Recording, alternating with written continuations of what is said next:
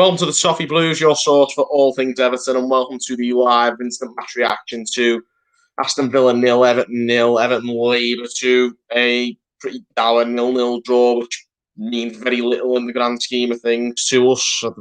Not really enough. Takes us back above Arsenal, and that's about it. We're still not in the European places, and the game in hand that we've been lauding for months on end has come to very little in the end. So it comes down to 3 games. We're level on games with the majority of teams now. So now we've got to go and do it the hard way. Such a disappointing result, really. I mean, it's one of them. It's a tough one. It's a tough one, really, but it just wasn't really enough in the end, was it, Paul? No, the first half was really, really poor. Yeah. We didn't basically offer anything, did we? I can't think of a chance we had in the first half. Off the top of my head, I don't think Martinez had to do anything in the Villa goal. The second half was a lot better, but we just didn't have that extra gear to go through, did we? We didn't have that little bit of oomph. I mean, a couple of the players tried really, really hard. I thought Calvert-Lewin ran his balls off. I thought Decore played really well, considering that it was his first game in a while. And I thought Alan had a good game as well, when he actually looked like he was really feeling the effects of the few days break. He looked shattered after about an hour, Alan, but he still kept giving it his all, and he ended up playing the full 90, didn't he? So it's disappointing, but it's not a disaster. I'm looking on Twitter, people are acting like the season's over now, and there's no reason to put any hope or attention on the final few games of the season. People are being too defeatist for my liking. I know it's going to be hard, but it's still possible we can get in 7th and get Europe. 6th is probably beyond us now, but it was probably always going to be six was always going to be a bit beyond us, wasn't it? Yeah, I mean, we've got 3 games to go now, and Tottenham have got 3 games to go now. Our 3 games are Wolves at home, or in order, it's Sheffield at home, then Wolves at home, then City away. Now, City away is basically a write-off for pretty much every team in the league. That's not nice to think of when you've realised that of the 3 games we've got left, we can't get points out of that one, the last one, which could end up being the most important. But Tottenham haven't got an easy run in either. They've got Wolves at home and themselves. They've got Villa at home and Aston Villa with Ollie Watkins back in the team, and with Jack Grealish probably a lot more up to speed. And then they've got Leicester away. And Leicester have got the Champions League still to play for. They've got to get that sewn up, haven't they? So if you're offered right now, we could swap our last 3 games for Tottenham's last 3 games. No. Even though we've got Man City away, I still don't think I'd do it, I really don't, because as long as we get 6 points, then we've got a fighting chance of getting above them. We just need to hope that Tottenham don't get 6 points. They can't win 2 of their last 3 games, and I'm quite confident they won't win 2 of their last 3 games. They might win 1, they might get 2, might win 1 and get 2 draws, but I don't see them beating Leicester away. I really don't. Final game of the season. I know Leicester have got the cup final, but top 4 is probably not going to be sewn up for Leicester by then, so they're going to have to go all out and look to bounce Tottenham everywhere. And then they've got Wolves at home. That's probably Tottenham's easiest game. They could feasibly win that. You never know. Wolves are hot and cold. But then they've got Aston Villa at home. And Aston Villa, as I've just said, are going to be a much stronger outfit than the Aston Villa we've just played then. And we've seen what Aston Villa can do when we played them at home ourselves a few weeks ago. They're a really good team who can punish you if you let them. So yeah, they're a good away side.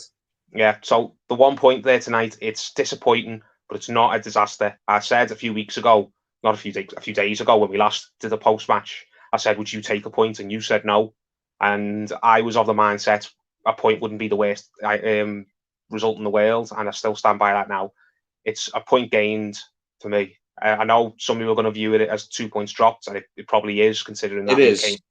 Well, it is, but it's not. There's been over 2 points dropped. There's been other games in this season that we've drawn instead of winning when we should have won, that I've been more annoyed about. I was far more annoyed about drawing the Tottenham game than I was that, personally. And Palace, yeah. Yeah, and Palace. If we don't end up getting in Europe, it's because we drop points in those games, not because we drop points in that. But go on, what's your take on it? Yeah, my point is that I think the Tottenham game's going to cost us in the end. Maybe. Maybe 6 points. And if we'd have won that 3 points and they got nothing, we've already been near enough there, I think. if we'd have got the right result in that game, I think a win against Sheffield in the next game, regardless of if everything else had stayed the same, may well have sealed it for us. Yeah, but as I said, we haven't had the. I get what you're saying. It's frustrating we drop points in games that we absolutely shouldn't have because we were in the driving seat and we just sabotaged ourselves. But in that game there, I felt like we kind of threw everything we had at them in the second half. It's just we didn't have the quality to make the breakthrough. It was very similar to the Arsenal game at the Emirates, where we only won that game because we got a really fluky goal. There wasn't too much difference in the level of performance between that and what we saw at the Emirates. Just we had their goalkeeper make a howler and gift us the 3 points, whereas their goalkeeper had a better game and made the saves when he needed to. So it's still very doable. Europe is still achievable. It's going to be hard, but people shouldn't be just automatically assuming it's not going to happen. It's still a really good chance it can. And I think, especially in that Wolves game, because I think we will beat Sheffield. I know our home record's not great, but Sheffield are one of the worst this season. Been one of the worst sides I've seen in the Premier League for a good long while. We can't get anything out of if we don't win the Sheffield game, then we absolutely don't deserve Europe, regardless of what happens in any other game. Yeah, well, Aaron Koeman just popped up in the chat here. If we can't beat those two at home, we don't deserve it. Exactly. And we don't. Exactly. So it's you don't have to feel as sick about it. You could feel sick about it more if we played really well and just little things have gone against us that have cost us. But if we don't get it, it's because we've been the masters of our own downfall. We've thrown away points. We haven't played good enough for a long time. No, not over a long stretch. We've had good games and good results here and there, but since the turn of the new year, we haven't really put a really good run of form together, really. No, not at all. Personally, I'd go as far as to say we haven't played good football in a game since the derby. Yeah, I go along with that. And it's not always about playing good football. It's just grinding out results when you need to. We've done it away, but we haven't done it at home. I think we've won, what 1 in 10 at home, 1 in 11. That's pathetic. It really is pathetic. That run, that, and it's got to change next season. I'm confident it will change, but when you go in that, what do we want? 5 games at home all season.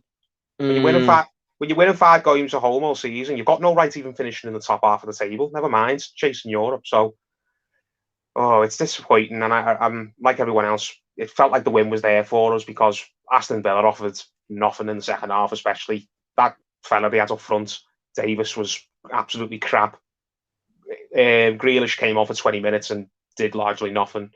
Barkley did absolutely nothing. It just felt like we've let them off the hook with that there. Yeah, I feel like we could have given it a better go, personally. What else really could we have done? I mean, we had a few players who didn't perform, but they never perform. Sigurdsson's, I've said this for a long time, Sigurdsson is a joke as far as I'm concerned, and I don't agree with this idea that he should get a new deal even if he's willing to take less money. I just think he's not an asset to the club. I took that stance, and every now and then I sort of try and weigh things up. I thought maybe if he accepted the lower contract, I'd be happy with that, but it all depends. Sometimes he plays well, sometimes he plays badly, but when he plays badly, he's an absolute liability. And same goes for Richarlison as well, by the way. I think when he has a bad game, he's an absolute joke. Richarlison was poor there tonight. He wasn't the worst one, but he was poor. He looked like he did in the Villa game a few weeks ago. He just couldn't seem to. Nothing would go right for him, was he? I mean, the effort was there, but his decision making just let him down time and time again. And the manager should be, I think, giving him a smack bum for that level of performance. But Sigurdsson was an absolute liability. He offered nothing, and he's in his best position in the number 10, and he was an absolute clown as far as I'm concerned. Playing well 3 or 4 times a season does not mean that you are a useful squad option. No, piss off. You're crap. You don't try hard enough. You never will try hard enough. I don't care what Icelandic stat or whatever he's called says on Twitter. He doesn't do anything in the vast majority of games. As you said, if anything, he's a liability. That first half, it was like we were playing 10 men. And it's not like it's unfair on him where he's being stuck out of position and he's just trying to fill a role and do a job, or he's not fit and we've played him too early. He's got no injuries at all, as far as we know. And he's playing. I don't think he puts enough of a shift into get injured. No, but the thing is, he knows he's one of the longest serving players in our squad now. He's been here. This is his 4th season, so it's not like he doesn't know any of the players around him, or he doesn't know where he fits into the team. He's just he's not. He's just not good. He's too slow. His legs have gone. He can't compete at this at Premier League level anymore. He can't. If he wants to basically be still considered a top player, I think he has to go and play in another league. Because I think even if we somehow managed to sell him and it was to another Premier League club somewhere in some team down the bottom half, I don't think he'd make a big difference in their team either. You put Gylfi Sigurdsson in the Brighton team or put him in the Burnley team, I don't think they get much better at all. I really don't. So why are we thinking he's going to make our team much better when we play him? He was pathetic. And when you bring in the likes of Wolby and Gomez when you're chasing a goal, then you might as well just give up on scoring, because Gomez was tardy in possession, wasn't he? I don't remember him giving the ball away, but that chance he missed not long after coming on, that just sums him up as a player. That sums up his Everton career, really. Looked like he was going to do something good, and then he just absolutely skied it into the stand, and everyone's just thinking, oh my God, what was that? And it just makes you want to give up on him and not see him anymore. And Iwobi was just a Iwobi. He came on, he took the ball, he ran down a few blind alleys, he didn't really create anything. He was just kind of there, wasn't he? So when you bring him... Literally all he ever does, he's a couple of players and then hit the first man. I was surprised. I mean, did we use all three of our subs in that game? I don't think we did we? Was Gomez and Iwobi the only ones? Gomez and Iwobi, I think, yeah. That tells you volumes. Clearly, they think Josh King is garbage. They must do. They're not bringing Josh King on when they've got a sub left in a game that everyone thinks to go and win. We needed another striker or something. Yeah, well, you're not bringing Josh King on when you've got an extra sub and it's a dying few minutes in a game that is so crucially important to the outcome of the season, and they don't turn to him. Then it must just mean that they must think he's absolutely gash. There can't be any other explanation. They must just think he's completely rubbish and they don't want to use him unless they feel like they have to. And even in a game where many people think we did have to use him, then they still didn't want to turn to him. I'm surprised we didn't even throw the likes of Bernard on for the last couple of minutes just to use that final third sub. Just roll the dice, just throw anything at the wall and see if it sticks. And I'm surprised, which it's just frustrating, isn't it? But there's a few things to take out of that game for me. Stuff that we probably already knew already, but it just puts an exclamation mark on it. That Sigurdsson's crap, and we need to shift him ASAP. Forget this new deal that people are talking about, that he takes less money. No, he's garbage and he offers nothing. Same with Gomez, same with Iwobi, and obviously Josh King hasn't got a prayer of staying here past the summer, because if he can't even get any minutes on the pitch in that type of scenario, then that tells you all you need to know about what they think about him. Yeah, you'd have expected him to be used as maybe an impact sub, but if they don't trust him, no point keeping him. I've seen the argument that maybe they haven't used him as much because he's sloppy in possession and he doesn't hold the ball well enough. But I can understand that, because I said so myself in the West Ham game the other day. I thought when we brought him on in that game, just to see how time he didn't do well enough for me. He lost possession too cheaply and he didn't get us up the pitch enough. But in that game, we weren't looking to just kill time, were we? We were just trying to get chasing a goal. Chasing. We were trying to get as many players in the box as we could and just see if someone could get his head on it or get the crucial touch or get himself a yard of space. And they still didn't use him. So it's abundantly clear that Josh King, clearly Carlo Ancelotti and the coaching staff just think he's absolutely not for them. He's not going to cut the mustard. No. But same could be said for a large number of these players, in my opinion. Large, yeah. And it's scary to think that it was even worse last season when we didn't have the likes of Alan Doucouré in the team. Like how bad it was last year when it was Gomez and in the middle of midfield every single game. Schneiderlin and people like that.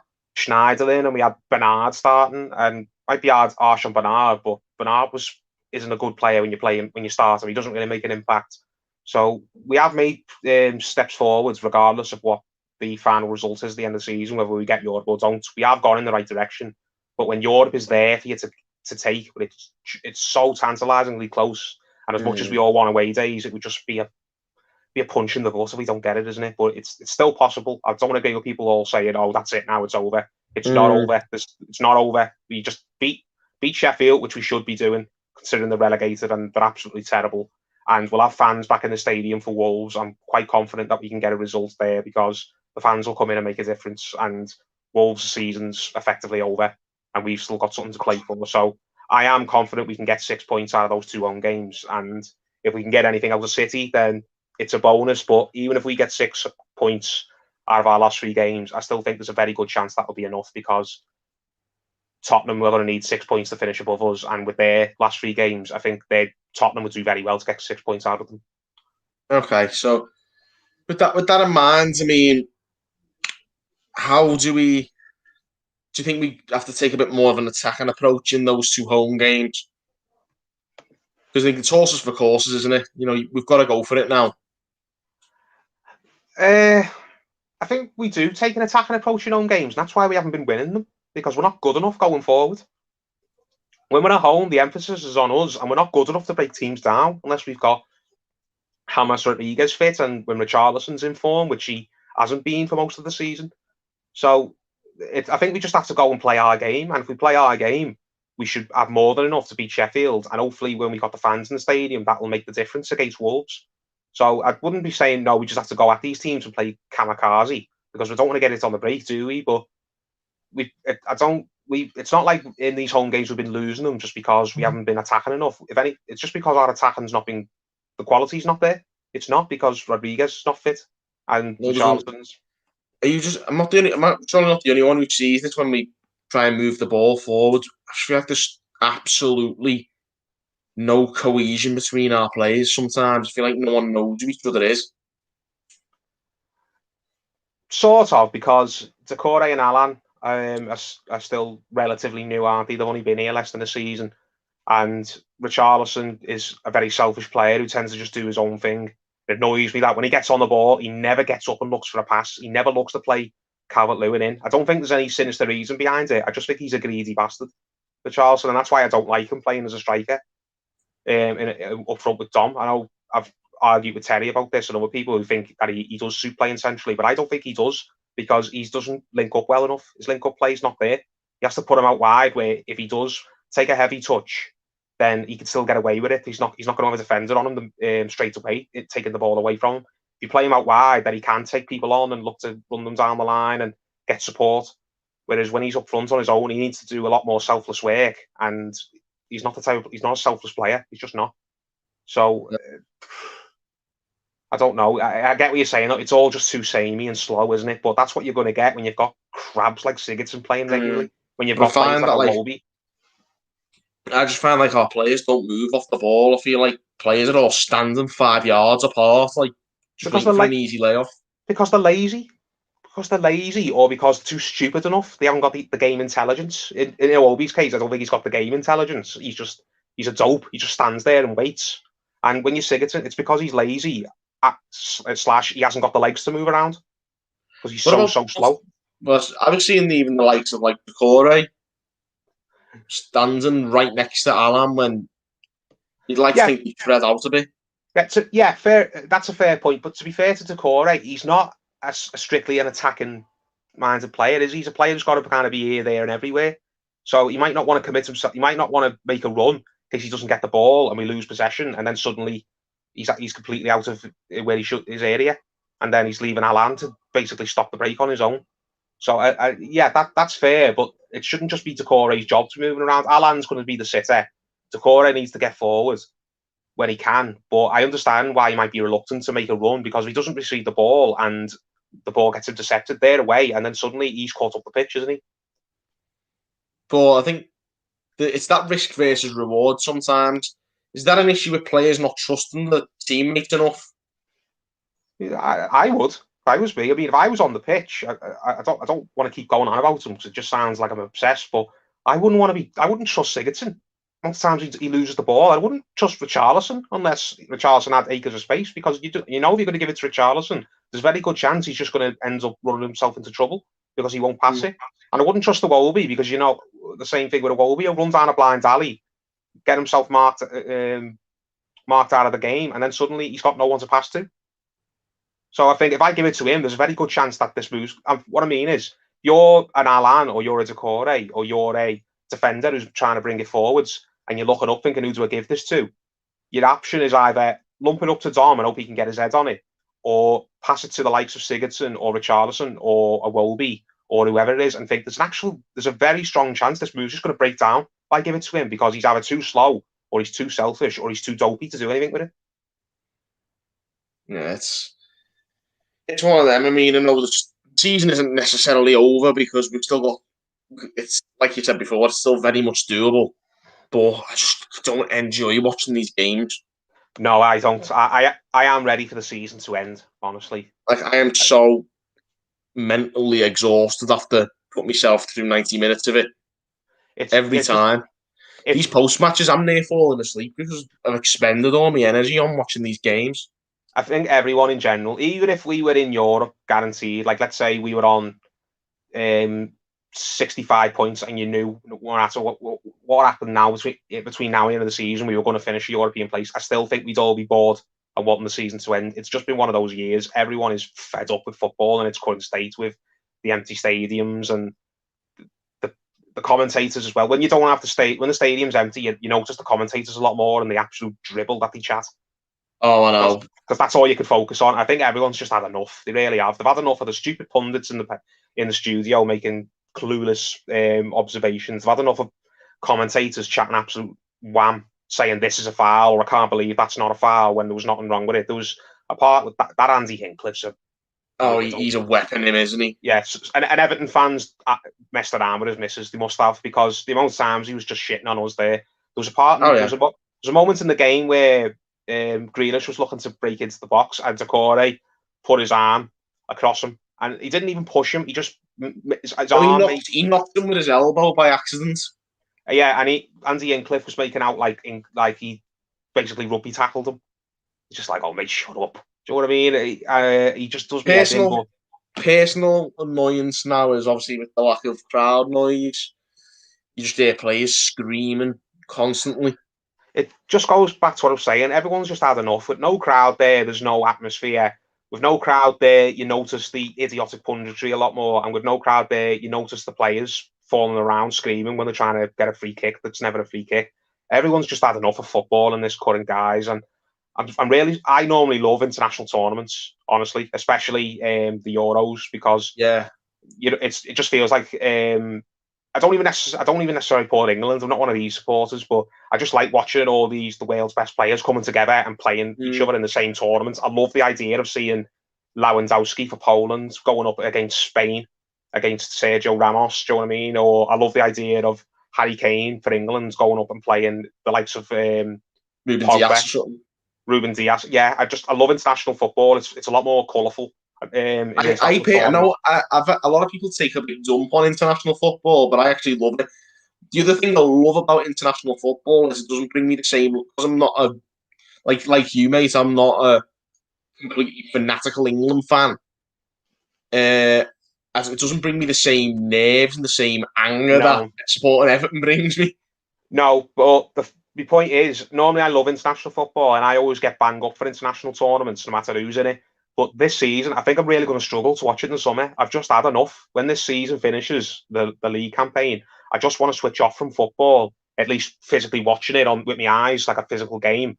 I mean, it'll still be interesting following what's going on transfer-wise and club-wise, if there's anything interesting in the summer with the news. But in terms of actually watching a game of football with my eyes on the pitch, I've had enough. I want to switch off and just not watch a football match for 2-3 months, just to give yourself a recharge, because I've had enough of it in its current form.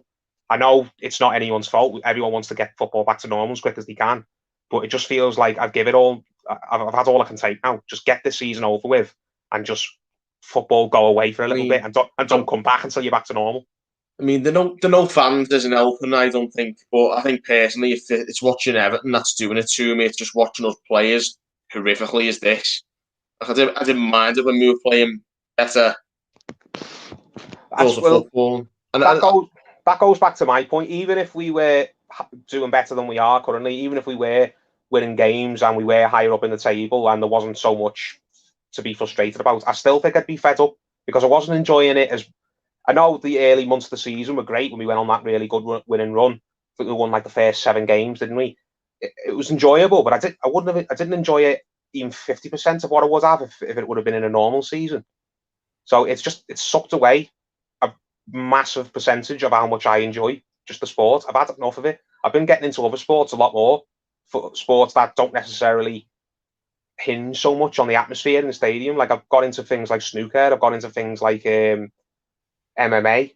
Like, it's just or even darts to an extent. And I know that some of those sports have got atmospheres as well, but it's more about you just focus on what's going on.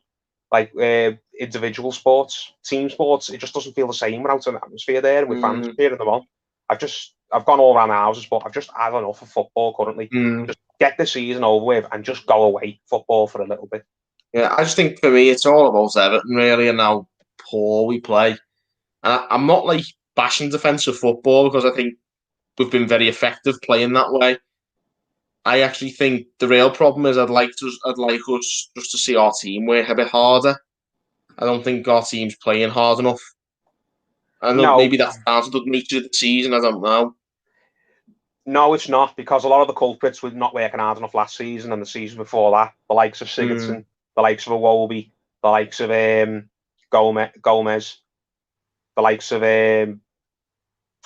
what's his name? Richarlison at times. Do you know what I mean? Richarlison's not necessarily a player who you'd call lazy, but he just keeps making the same mistakes over and over again, and he's not making them because there's no fans in the stadium. He's making them because he's just not learning. Do you know what I mean? And I like Richarlison. I don't want people to get it twisted that I'm really having a go at him. It's just there's been too many times this season where he's had the same type of performance, like we just seen tonight, where he puts effort in, he runs around, but there's just no substance to what he's doing. And you just think, come on, Richie, now. Do you know what I mean? There's nothing wrong with you. You're not injured. You're not playing out of position. You're not playing really tough teams. These are the type of the likes of Aston Villa tonight. These are the types of teams that should be your bread and butter. Do you know what I mean? Playing against this level of performance, and it's not good enough. It's been his worst season since he arrived by an absolute country mile. Yeah, I mean, he set a high bar for himself, but he seemed like the type of player going into the season. I thought he'd just continue an upward trajectory. I'm very disappointed in him. Well, he was talking in the summer, wasn't he? And he's mentioned a couple of times in interviews over the course of the year that he didn't rule out the idea of going somewhere. He said he spoke to Ancelotti, and Ancelotti asked him to stay. And he said, all right, we agreed I'd give it at least one more year. So he wasn't exactly putting himself out there for a move, but he wasn't exactly denying the idea that he might move in the future. But with his level of performance this season, I don't know who he thinks is going to buy him. No one's going to buy him. He plays like that. No, because his stock, compared to what it was a year ago, has gone down. Big time, it's gone down. So yeah.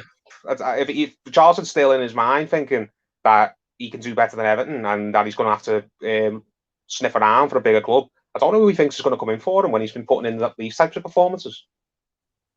No, honestly, he's out of his mind. If that is the case. I mean, I'm just fed up of the lazy displays now. I want to see our team. I want to see our team play like a real Everton team where there's fire in the performances. You know, there was a lot riding on this game if we got the win, and there just didn't seem to be the desire to go and get it. There was from some players, as I said. I thought Calvert-Lewin worked really hard. I thought Takore, considering the fact that he'd been out for a while, put a real good shift in. And same with Alan. Alan looked really tired because he's played a lot of football over the last month or so. And Godfrey was his usual self. Yeah, he was very, very good, yeah. Yeah, so it's there for some players. We've got a good spine, a core team. And for all the criticism we give to Richarlison, as I said, Richarlison isn't a player who just goes missing, is he? Goes missing is just when he gets on the ball, he doesn't make enough of it. But there's too many other players who are not Everton players, as you said. They haven't got any fire. They don't want to have any fire. The likes of Iwobi, the likes of Gomez, the likes of Sigurdsson. They're not Everton players. They're not players who Everton fans can relate to. They're not players who Everton fans are ever going to get behind, even if they had the odd good game, or we shouldn't get behind. People might not agree with that. They say, "Oh, just if they wear the shirt, things should always get behind them." No, I'm not going to get behind you because I can see what your character is, and your character is you're playing for yourself, and you'll play when you feel like it. You're not going to play hard for the team, and you're not going to play hard for the supporters, and you're probably not going to play hard for the manager. You definitely didn't play hard for your last manager. You got him the sack. Well, there's a couple of managers who've had the sack off. Some of them. Yeah, exactly. So I get what you say. It's not all doom and gloom. There are some good players who we've signed there. It's last summer who hopefully are going to be here for a long time and be part of the good times that are hopefully just around the corner. But there are other players who we just have to shift ASAP. I know it's going to be hard in this summer because of the COVID situation and because these players are probably on big money and are not going to move for nothing. But this idea of, maybe we can give them a new deal and maybe we can find a place for them. No, stop that. Come on. Sigurdsson does not deserve a new deal. He doesn't, even on less money. He's not going to offer anything to the club over a long stretch of the season, other than maybe the odd game here or there. And that's not good enough. We can go get someone on far less wages than him and far younger than him, who'd offer more than over the course of the season and would have a better attitude than him. Same with Iwobi. Same with Gomez. Same with probably the likes of Bernard, who I don't think is a bad egg, but he's not a difference maker. He never really has been a difference maker. No, he hasn't. Same with, and you'd have to say the same as Josh King. I know that might be harsh, some people are saying again, but clearly the manager and the coaching staff don't think Josh King's got the attitude, do they? Otherwise, they'd have used him more. So for me, the problem is I just don't feel like I can identify with this team. I don't like watching them at all. And that's not because of the too attacking, too defensive, too open at the back, whatever it is. There's been times where I've seen teams who I don't exactly despise, but they shipped too many goals, or they were too defensive. It's nothing to do with the mentality of it. It's just these players, I don't identify with them and they don't play with enough heart on the sleeve. Being brutally honest with you, mate, I haven't identified with an Everton team really since 2014. Martinez's first season team. Ever since that season, it just feels like every Everton team that we've had every season since then has had a couple of good eggs in it, but the vast majority of them are all just bluffers, wasters. Do you know what I mean? I can't remember the last time I watched the Everton team and I thought, you know what, I'm really proud I support this club. It's not the same off the pitch. We do a lot of stuff off the pitch that makes me proud to be an Evertonian, but over the last 5-6 seasons, I haven't seen anything on the pitch from most of the players who we've had in that time. There's been a few exceptions, but most on the pitch for the last 5 years, there's not been an awful lot for me that makes me feel proud to be an Evertonian and like I'm happy to support these players because a lot of them, as you said, come to the club for the wrong reasons. No, and they don't wear the chair with pride, in my opinion. Yeah, some of them. They come to the club for the wrong reasons and they want to stay at the club for the wrong reasons. Hopefully, now that we've got the manager we've got and we've got brands tied down to a long-term deal and we've got the stadium coming, think the ship's going in the right direction and we're going to root out these players sooner rather than later. That goes back to the whole point of we can't be giving these players new deals. We've got to get these crabs, these poison people out of the club long term. If we sign a new deal, then we're just as much to blame for the squad being unlikable as the people who sign these players in the first place. Because you can't turn around and say, I don't identify with this Everton team when you're saying maybe we should give a new deal to one of these players who's one of the biggest culprits, one of the biggest examples of a player you can't identify with. You can't identify with him. Why do you want to keep him around? Yeah, brilliant. I mean, you've nailed it there. I mean, I was saying this in terms of transfer policy for this summer. Just get some honest workers in this team. Pace, strength, work ethic. Just get a bit of fire in this team. Players who are on the way up in their career, not players who just want to get paid or players who just want a soft landing. Obviously, you're going to sign players who are going to try and work hard and maybe they're just not good enough. We've had a couple of them over the years, players who were good eggs, but they just didn't have the quality. That can't be helped, but it just feels you can forgive a signing like that. Do you know what I mean? But you can't forgive a signing when a player comes in and it's clear as day why he's here, and it's not to make the fans proud or to reflect well on his manager. He's just here to line his pocket, make himself look good. Yeah, definitely. I think we just need to get more grafters in this team. I just want to see players who are going to run and run and run for the shirt. Yeah. That's what I want to see. I didn't see enough of that today. No matter even the best performance on the pitch today, I didn't see enough running. I didn't see enough biting the tackles. I didn't see enough movement off the ball. I didn't see enough from even the better players out there today. Well, as I said, mate, it's a disappointing point, but it's not a disaster. Had we lost that game, then I would agree that the season's over. But a point takes us level with Tottenham with the same amount of games left as Tottenham. And as we mentioned at the start of the stream, I wouldn't swap the 3 games we've got for the 3 games Tottenham's got.